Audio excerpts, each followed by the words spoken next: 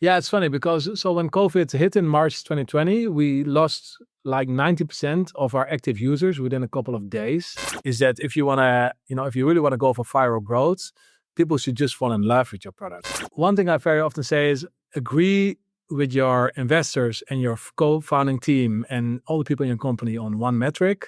Make sure that everybody is actually on board with that and that you track it well. And don't lose focus because focus is so critical to keeping it. And especially in early stage, if you don't have money, if you're approaching the end of your runway, it's so easy to get distracted. It's so easy. We got a competitor who wants to merge with us. That's product market fit. Product market fit. Product market fit. I call it the product market fit question. Product market fit. Product market fit. Product market fit. Product market fit. I mean, the name of the show is Product Market Fit. Think back to the last few months, the last few years as you've been running the startup. How many different founders have helped you out? The reality is founders help each other out. That's just who founders are. They pay it forward. So help a founder out. Take literally 5 seconds, take your phone out of your pocket and hit 5 stars. Welcome to the show, man. Happy to be here. You have an app now called Polarsteps, 10 million users, 10 million in revenue. You raised some money, but you started off with like 50K or so. So we'll jump into that. I'm curious, just tell me a little bit about what the app is and how it kind of all started, in the first place. Cool. Yeah. Well, Polarsteps is a travel app that lets you plan, track, and relive your trip all in one platform. So basically what we do is before you go on a trip, our app offers inspiration to users of where they could potentially go on their trips. Then we have an itinerary planner that helps you actually plan your trip. During your trip, we basically track your trips on a map. So we basically plot your routes and your friends and family at home can real time follow where you're traveling.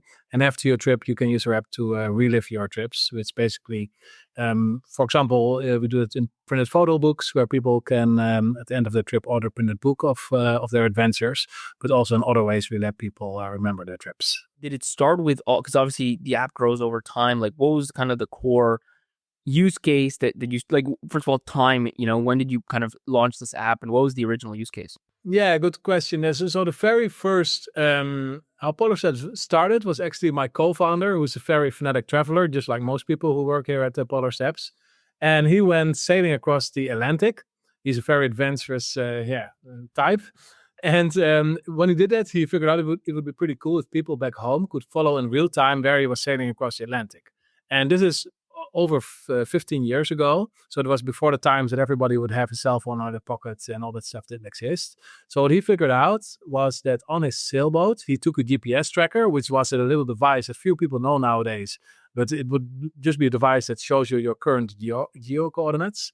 And together with a satellite phone on his boat, and then every day he would read off his geo coordinates on that GPS tracker and then type them into the satellite phone and send a text message to a server that was located in his home country, the Netherlands, and plot live on a map on the internet where he was sailing across the Atlantic. And so he combined a few technologies that at that time existed to create this quite cool thing.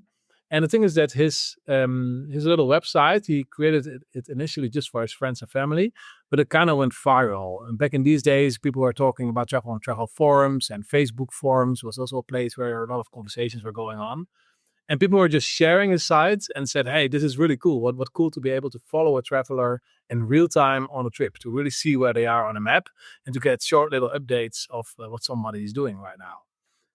But it was just him. Like at that point, he's just tracking himself. It was just him, one website. He just every day at 12 o'clock, he would type a little text message into a satellite phone and text it to a server. And then more people started following him. And at some point, it was not just his friends and family anymore, but it was just random stranger who thought it was really cool to be able to follow a traveler in real time. And then, of course, people started asking him also like, hey, well, this is a cool project, but can you make something like that for me? And can I start using it? And I was actually one of these travelers. I was also quite into traveling, and I came across his website on a travel forum or something. And I had quite some experience in building apps and also in building viral apps. And I saw a lot of potential in this, both from my own experience as a traveler. I really wanted a product like that because I really would love to be able to track my own trips on a map. But also I saw the potential in this from a viral point of view. And you were building apps on what platform? Like we're talking 2008, like the iPhone had just come out, or was it a little later than that? Yeah, so this was around 2012 or so. So iPhones and Android phones had existed for a few years, and indeed, yeah, what we realized quickly is that hey, at that time, everybody had a GPS tracker in their pocket, which was now then suddenly their Android phone or their iPhone. And we also realized that with an app, it could actually be a great way to build a consumer app out of this that could potentially reach millions of people. So yeah, it was very much a good timing also from a technology point of view that suddenly everybody was having this technology readily available in their pockets. So you reached out to him to build out an app with this functionality? Yeah, exactly. So we got together at that point and we decided to turn this into a company. We looked for two more co-founders. We had a little bit of going left and right. So of course, there's a lot of people who, if you pitch an idea to them, are interested in starting their own company. But then it's a lot harder to find people who actually want to start a company and who realize what it means in terms of all your evenings and weekends gone into building the very first version and all the tough challenges that you run into in the early days. So yeah, we had quite some tries in there before we went live with various configurations of a founding team. But then at some point we actually hit it with 4 founders who actually then turned out, to be the founding team of the company and who stayed with the company for actually most of the 10 years that we are live now. One founder has left just over a year ago.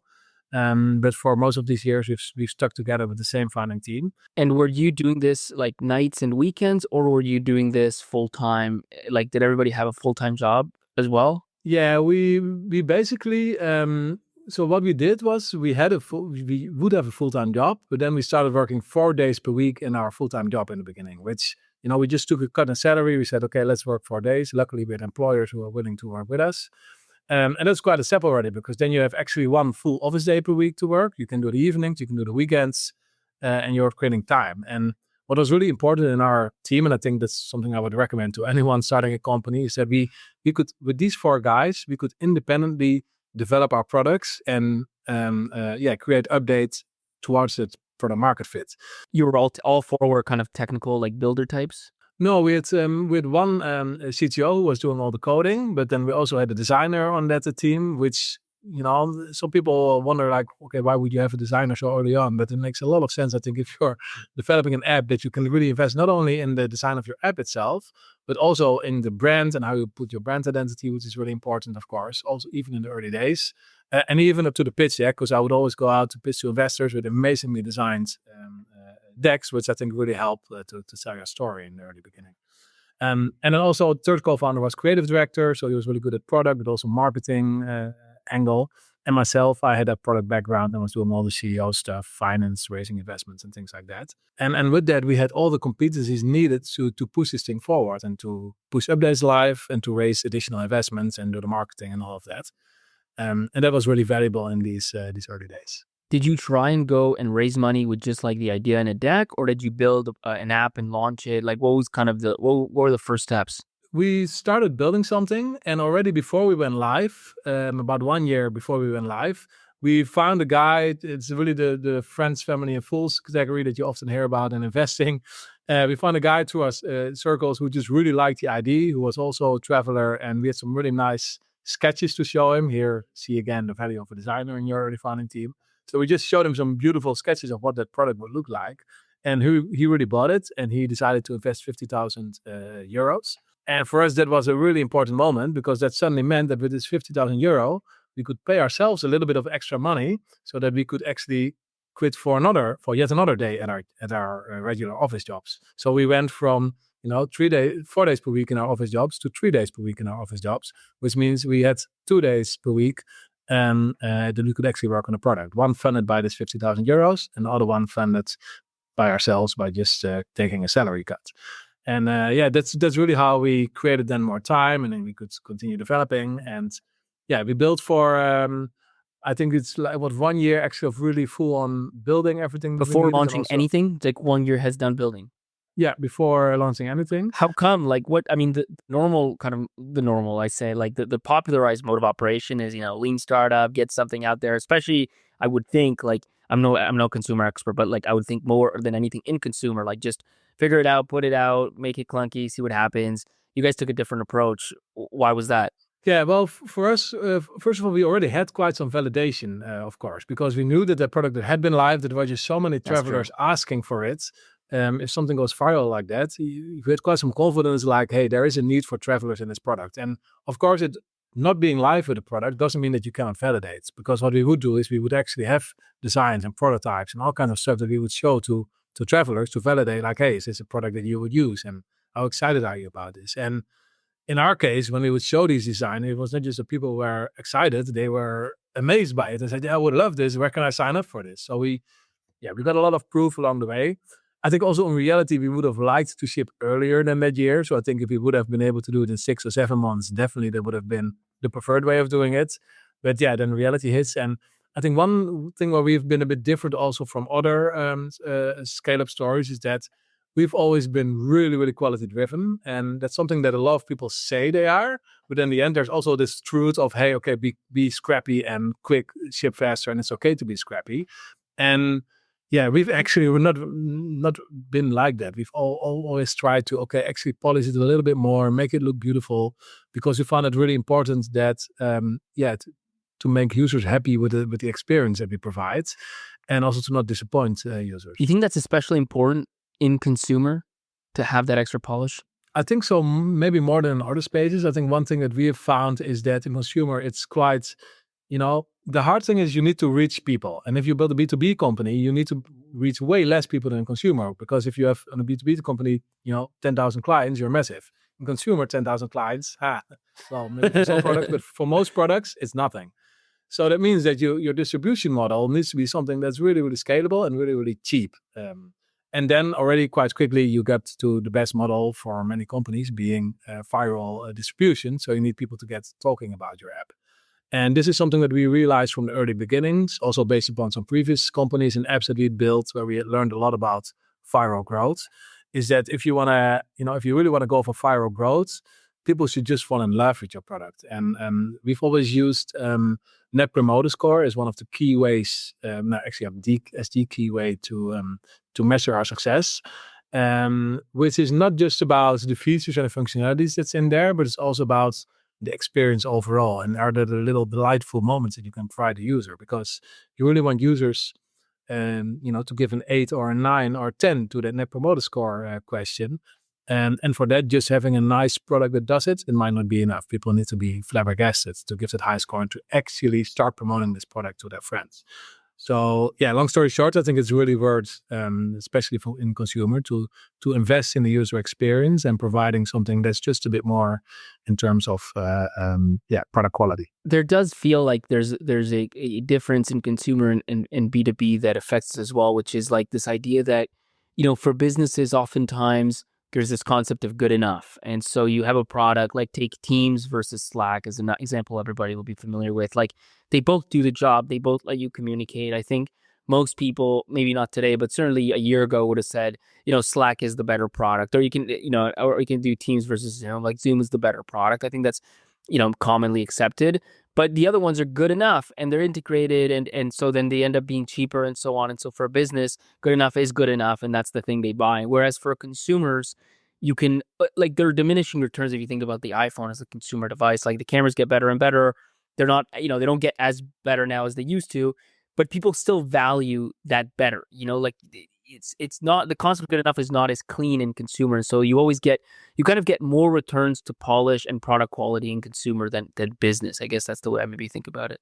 Yeah, that's a good point. And I think it relates closely to also the question, like, is your business solving a problem, or is your business providing a nice experience? Because our business, we're not really solving a problem. We're not that type of business. We are just providing a really nice extra experience for people that a lot of people get a lot of joy from in their lives.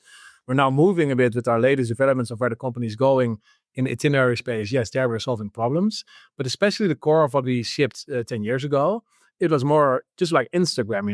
What problem is Instagram solving? It's not like a B2B company making sure that you don't have a headache in a certain field of your business. It's just providing something really nice that people fall in love with. And that results in different implications for what you want the product to deliver and the quality standards for it. So how do you scope out, like, because that's the other thing when you think about a 1-year build that gets, contentious, let's say, is like what makes it in, what doesn't make it in, what does the product do? So what was that V1 and how did you think about scoping out what features should be part of that and which ones shouldn't? Yes.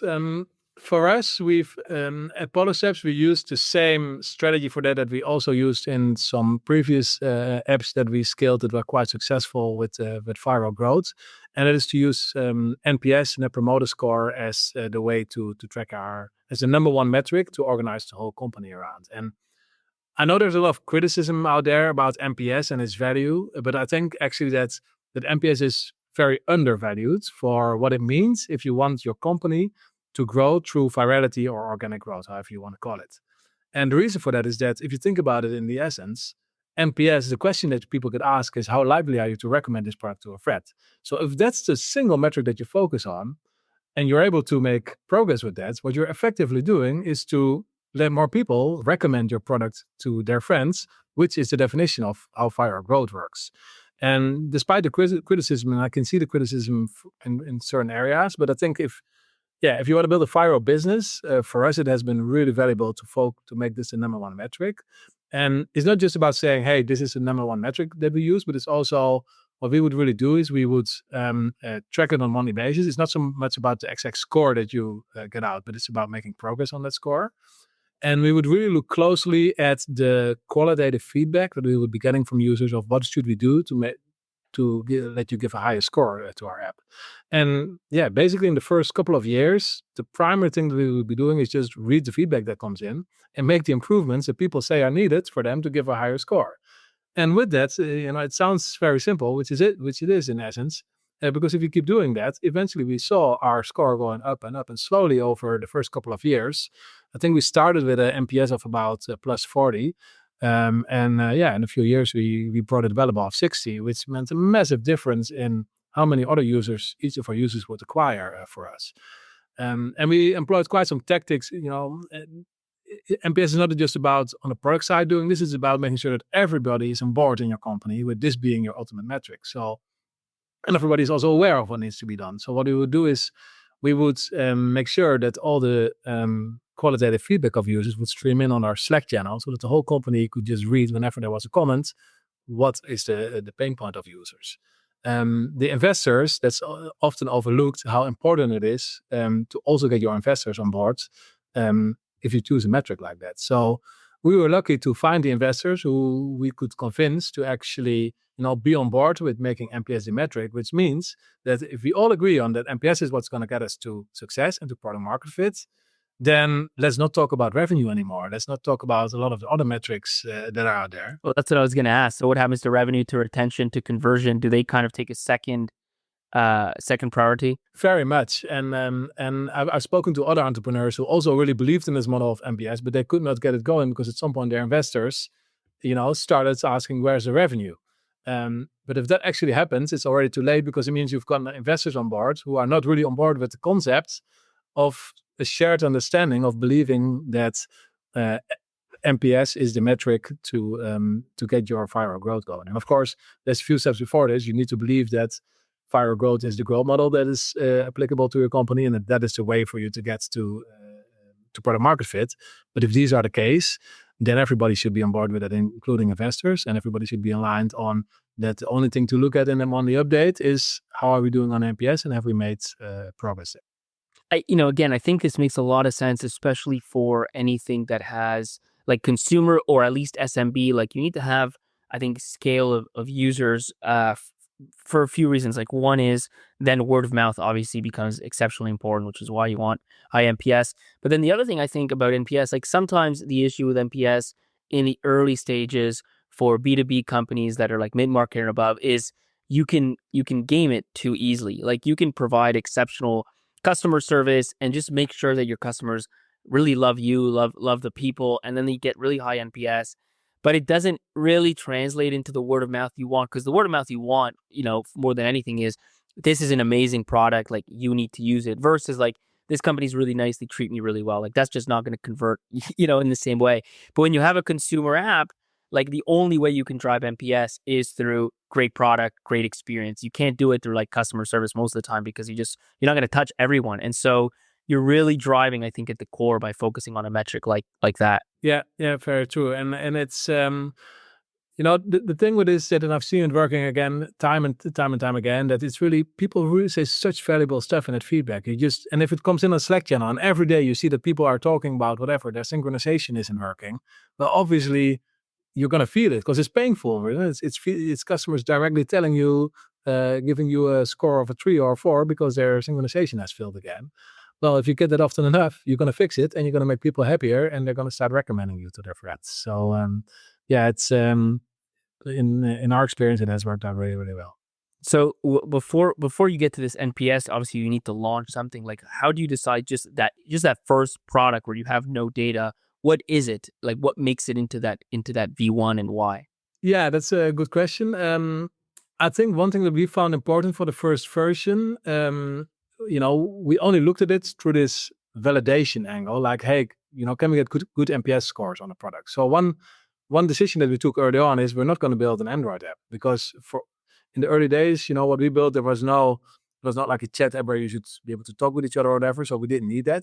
For our goal of seeing if we ever can build a product that has value to users, we don't even need big user numbers. We just need a couple of thousands of monthly active users to provide us NPS feedback so that we can improve their NPS up until a point where we see, okay, wow, this is starting to look good. Now let's start investing in other platforms. So the first product that we built was basically, it was an iPhone app. And also we did have a bit of a desktop version supporting it because especially it was 2015. So then, quite some desktop traffic would still be coming in. And it was basically just a very simple version of an app that, took the GPS coordinates of people that were traveling and tracked it on a map. It didn't even have any social things in it. So other friends and family could not follow yet. People were using it in what we would call single player mode. So that people would only use it for themselves. And that was quite a powerful thing. I think also it's important if you build a consumer product to think about the single player or multiplayer mode. What kind of product? So they couldn't share it with their family and friends, their coordinates? No. People so would what was just the point? So it was just to track their own trip for themselves, for history. Exactly. They just loved for themselves to have a detailed route on a map of how they had been traveling in the trip. And that already was enough for us to really get enough growth to really kickstart the first, I would say, year or so of growth. And only after we were live for a year, we added the multiplayer mode where friends and family could start following them. Based, of course, on a lot of feedback of people asking. Yeah, that's crazy because I would have felt like just because of what you shared, that initial story, the origin story, like that would have been the core feature, is like to let your friends and family track where you're going. Yeah. Well, it was definitely like the moment when we shipped that is what's one of these points where in the graphs you see, okay, inflection, yeah, we're yet going to another level again. So it was definitely a use accelerator. But also in the first year, without having that live, a lot of people were finding enough value in single player modes to actually, really love the app, appreciate it, keep using it, and keep coming back for the next trip because I just loved that. So all it did was just let you track your GPS coordinates and kind of paint a map of where you've been and what journey you took to get there. Yeah, and then we would suggest photos on the spots where you took them. So you basically have a route the core concept is still the same of our app today. You get a route on a map. And if you take photos, you can select the photos that you would actually like to add to that map, and we add them to the right point on the route where you took them. And yeah, people just really love reminiscing their own trips and looking back at their adventures. I'm really worried because listen, like you've been listening for like what, 10, 20, 30 minutes now. Clearly you like it. And the thing is, the next episode is way better and you're going to miss it. You're going to miss it because you're not following the show. So take your phone out and hit that follow button. And tell me about the launch itself. How do you like, you put it out on the App Store, and then what do you do to get traffic?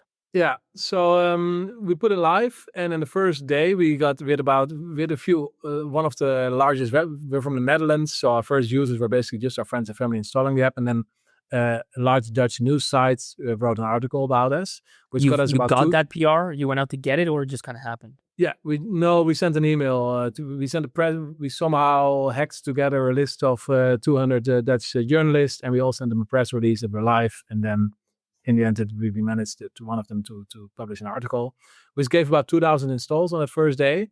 And then, which was great, of course, but the next day then we had 100 and the third day 50 and then 20 and then you're back to 0. It's nice at PR, but the thing is we did not really care about signups or installs in these first months and even in the first year, because that wasn't our metric. Our metric was NPS. And the only thing we needed to prove NPS, yes, we did need signups, but only enough to be sure to be able to validate and to have just enough users in the app to validate all the assumptions we have, to measure NPS, to see if they're happy, and to get the feedback that we needed and to decide on the next features we built. So we were never really, also we were not doing a whole lot of marketing initiatives or things like that. We were just making sure we would get just enough people signing up to validate and to be able to build. Did you care about retention, or even that was kind of secondary? No, we didn't. Even that was secondary, partly because of the dynamics of our app. Because if you're a travel app, people might churn for a year and then they come back. So it's, if you're just live for a few months, you don't know if people actually churned or if they are going to come back on the next trip. So it was partly due to the dynamics of being a travel app. But it was also partly related to, again, we always got back to, if we can fix a Net Promoter Score and if people are really going to start recommending our app to their friends, then we will be successful as a company. So we always got back to that. Secondary things we did is not, of course, even signups. We did look at it, of course. Also, daily active users for us was stuff on the side that we were looking at. Content creation. So how many of these steps? A step is our variant of what Facebook would call a status update, or what Twitter would call, X would call a tweet. How do they call it nowadays? I don't even know. But with us that is called a step. So we would track this content creation because, of course, you want people to be active on the app. But always in the end, NPS was the prime driver for us. And so it started at 40, and you started getting kind of qualitative feedback very early on and just acting on it. And it was just this kind of small iterations on the NPS feedback. Yes, exactly. The NPS feedback would stream in on our Slack channel, and we would just read the qualitative comments that people were asking and use that as direct input to prioritize our product roadmap. Of course, you're not going to do directly everything that the user says, because sometimes there's stuff that from your vision, for example, doesn't make sense. So you do a little bit of weighing in there. But usually we would just look at, hey, based on all this feedback, what are the biggest pain points? And then we would go tackle these pain points. And because we had a founding team that was independently able to just push updates, because we had all the competencies on board to do so. We could just iterate all the time and bring improvements, ship them live, and then quite often we would see, over time, it would not be a direct effect, not like, hey, we ship now this new feature, and suddenly the next day the NPS is up at 5 points.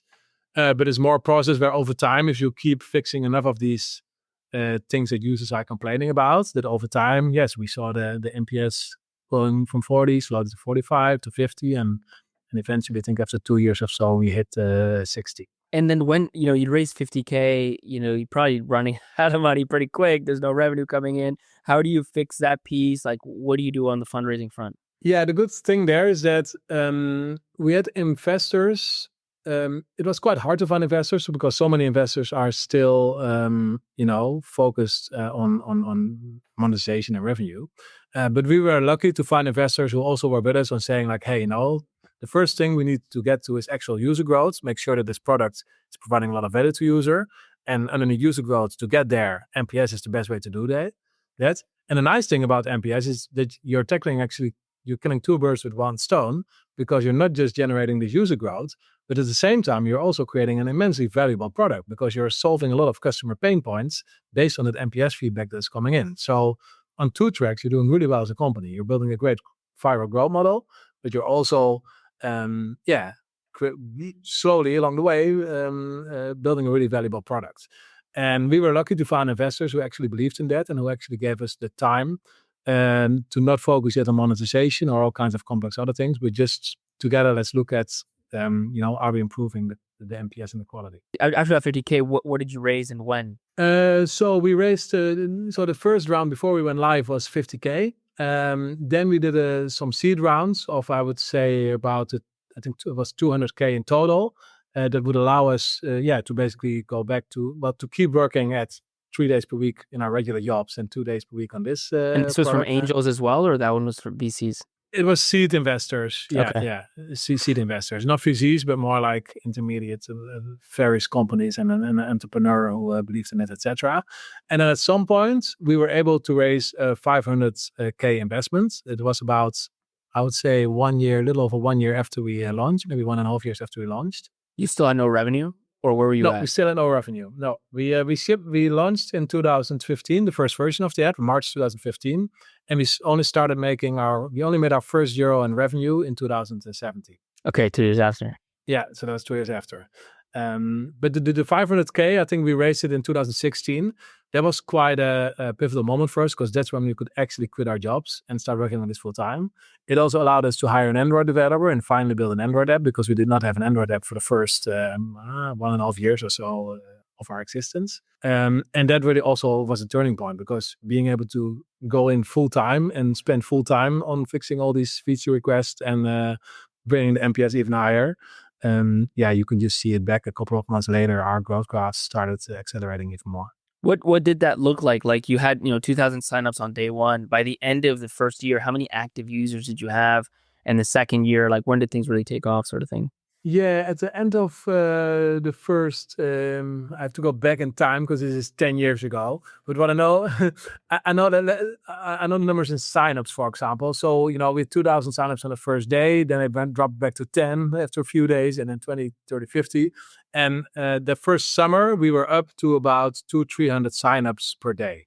So that's where we were after 6 months. And then 1 year later, we would be up to about 1,000 signups per day. That would translate into the numbers of having 1,000 monthly active users in the very early beginning, or a few thousand, up to 10,000, and at some point we had 20,000 after a few years, 1.5 years or so. Was it just steady? Because that, you're still starting off a small base. Was it just like kind of steady growth, or were there any like big inflection points along the way that took you to entirely new levels? No, there were a few points. We did some redesigns of the app. At some point, we found out like, hey, the way that we organize information in the app and the way that everything looks, we can do this in a smarter way. And these redesigns would have quite impact. Also, shipping individual features would have some impact. But it was not like massive inflection point. It was more really like over time that cumulatively it would start showing up, which of course relates to the growth model because people start inviting their friends. And the thing in travel that we're in, one specific dynamic is that people discover an app, but it's on average it's 6 months until they take their next trip. Or if you're an American with only 20 holidays per year, unlike most Europeans, it might take even longer before you go on an actual trip. So that really slows down the organic growth flywheel of travel apps.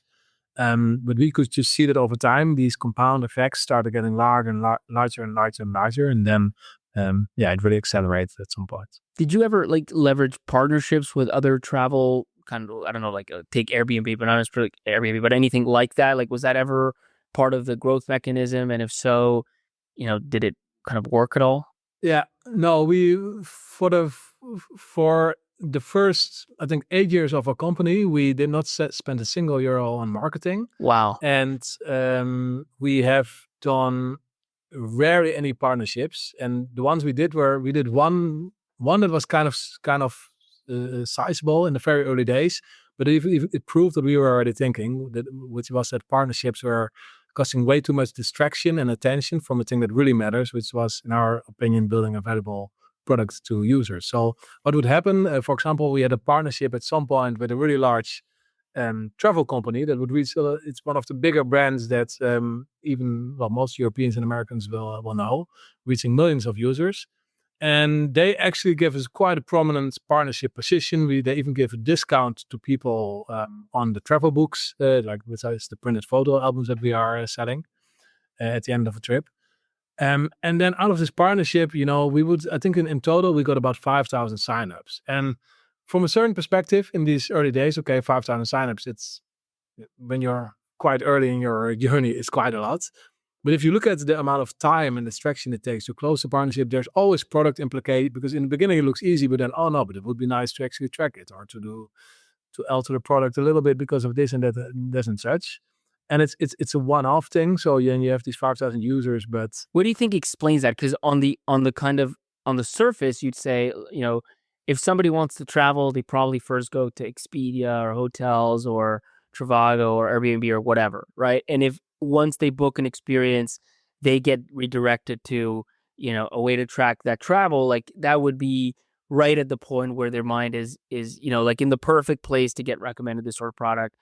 Why do you think that like logic doesn't really, let's say, play out fully?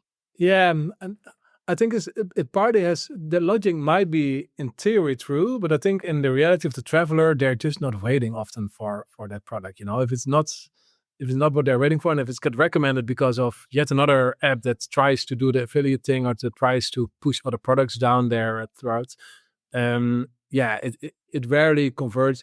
In the business cases for these kind of for partnership, it's always quite a different story from the reality when you implement it and you see the actual conversion when it's live.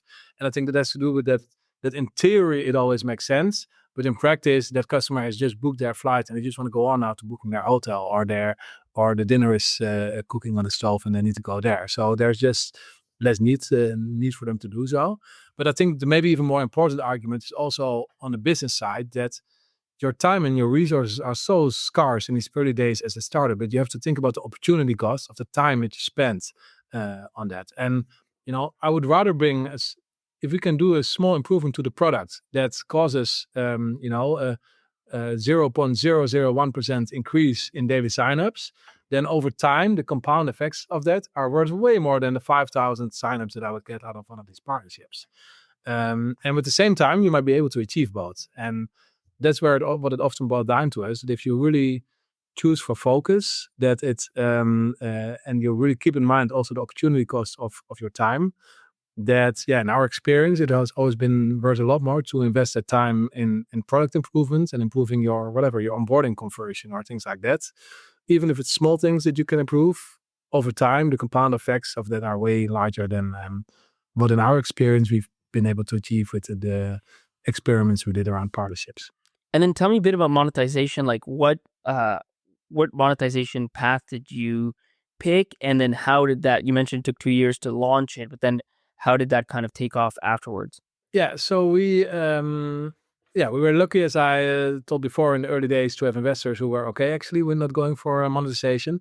We did always have ideas about monetization, and the funny thing about us is that you hear a lot of startup stories that do a lot of pivots along the way before they find where to go.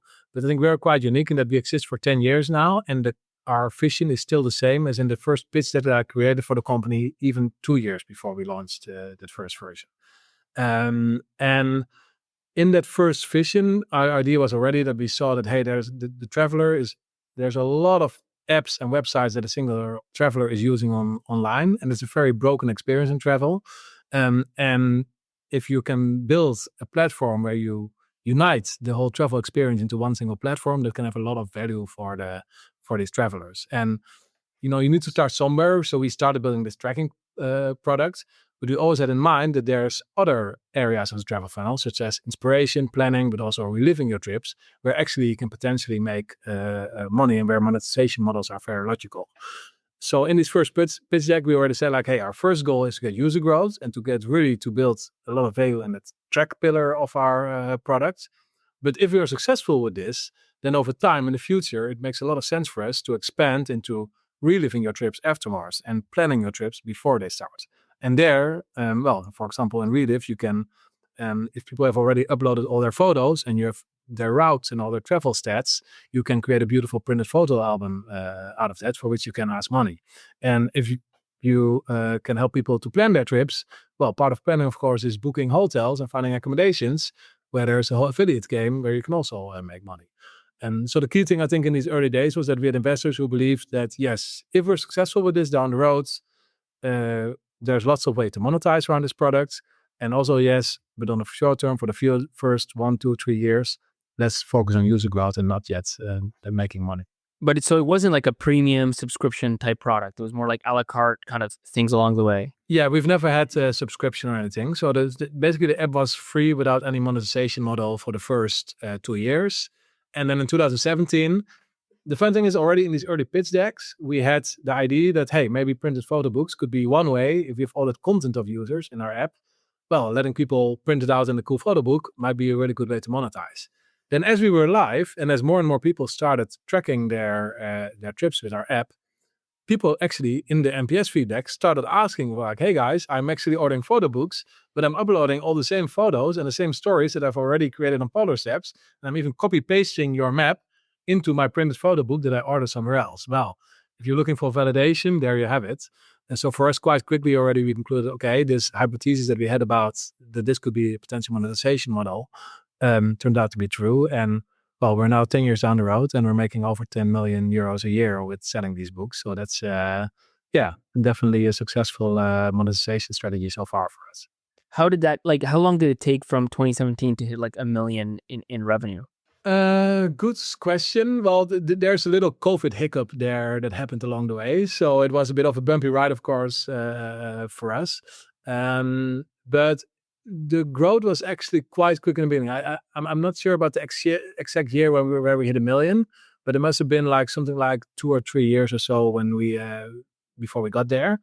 And the thing is that it felt very natural for our users to order these books, because if you've already invested all the time to select photos and to write stories and to even have some cool maps of the trip that you've done, well, then at the end of the trip, we would send people a push message and their book would actually be ready, and then you can deliver it to their doormat within 5 days after people order it. So yeah, for a lot of users, it was just a very logical step that if their trip was finished, they would order that book that we presented to them. What did COVID do? Did it like speed things? Like, it crashed everything in travel. So like, yeah, how did it affect you guys? Yeah, it's funny because so when COVID hit in March 2020, we lost like 90% of our active users within a couple of days. Wow. So that felt and was, of course, a very tough thing to swallow. Luckily, we had just raised a 3 million Series A 2 months before that. So our idea for that year was initially to scale up really fast, but we were in a really lucky position because we could basically just keep the same team size and we had a very good war chest to sustain through the COVID years. Thing that we found out quite quickly is that it turned out that lockdowns are a great time to order photo books, because if you're sitting on the couch anyway, you might as well order some books for trips that you took 10 years ago. So I think we are one of the very few companies in travel that actually in 2020 made pretty much the same revenue as in 2019, which was very unique, of course, being a travel company, but which was also really a lifesaver for us because we had a combination of a Series A in the bank combined with revenue actually not even going. Well, we almost had the same revenue in 2020 as in the year before because so many people started ordering books from the couch. Perfect. Well, let's stop it there, and I'll just ask the last kind of few questions we always end on. The first one is, when did you feel like you had true product market fit? Good question. I think it was early 2016. We did some major redesigns of the app, combined with launching that follow feature that we spoke about before, where people could start following and inviting their friends.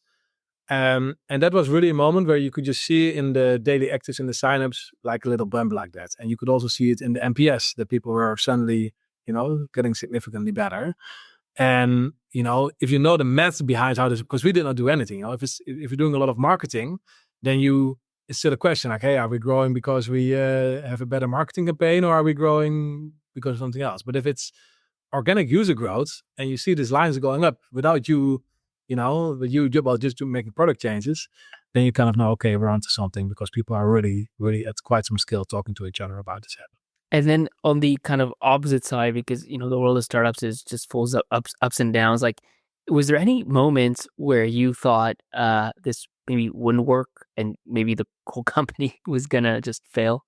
COVID, definitely. Yeah. For despite having that money in the bank and despite the revenue going up, the big question that we had, we were lucky. My co-founder, who was also our CTO, he, as most engineers, I think a lot of engineers quite early on got the concept of how serious and how long COVID was going to last, because they understand math and they understand the numbers of how virality works a lot better than me at least.